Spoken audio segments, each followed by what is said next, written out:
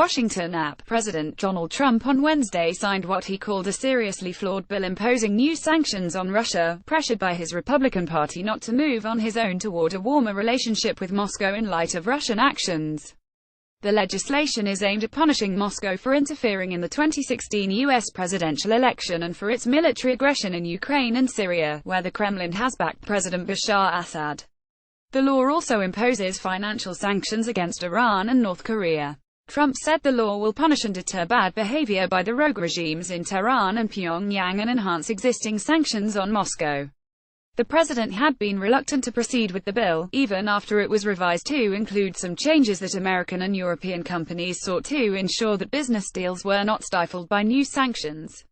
Trump has expressed frustration over Congress' ability to limit or override the power of the White House on national security matters, saying that it is complicating efforts to coordinate with allies, a sentiment he expressed in Wednesday's statement.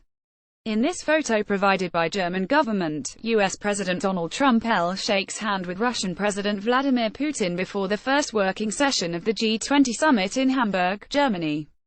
Steffen Kugler Presse und Informationsamt der Bundesregierung via last week, the House overwhelmingly backed the bill, 4,193, and the Senate rapidly followed with a 982 vote. Those margins guaranteed that Congress would be able to beat back any attempt by Trump to veto the measure. The president said Wednesday that he signed the bill for the sake of national unity. The bill remains seriously flawed, particularly because it encroaches on the executive branch's authority to negotiate, Trump said. By limiting the executive's flexibility, this bill makes it harder for the United States to strike good deals for the American people, and will drive China, Russia, and North Korea much closer together. Trump's talk of extending a hand of cooperation to Russian President Vladimir Putin has been met with resistance as skeptical lawmakers look to limit his leeway.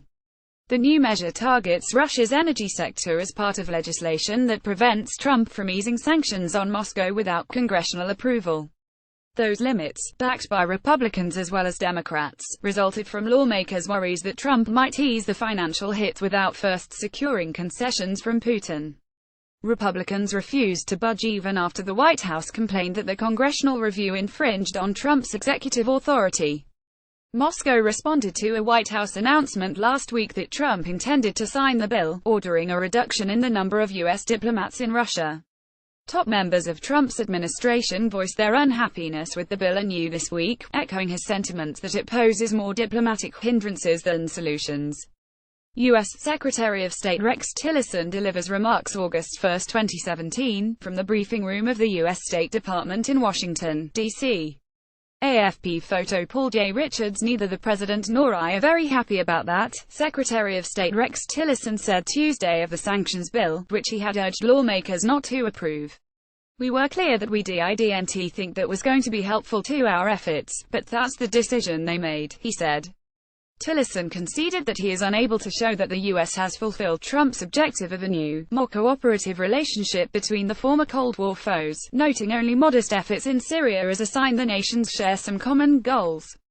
While he said Americans want the U.S. to get along with the nuclear-armed power, he did not address other concerns at home.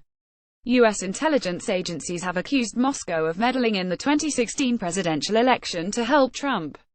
The situation is bad, but believe me, it can get worse, Tillerson said. Vice President Mike Pence, traveling Tuesday in the former Soviet Republic of Georgia, sought to reframe the sanctions as a further sign of our commitment to counter Russian aggression in the region. The President and our Congress are unified in our message to Russia: a better relationship. The lifting of sanctions will require Russia to reverse the actions that caused the sanctions to be imposed in the first place, Pence said. And not before. Lawmakers on both sides of the aisle celebrated the passage of the sanctions bill. It's long overdue, Democratic Senator Mark Warner, the vice chairman of the Senate Intelligence Committee, said of Trump's decision to sign the bill nearly a week after it cleared Congress.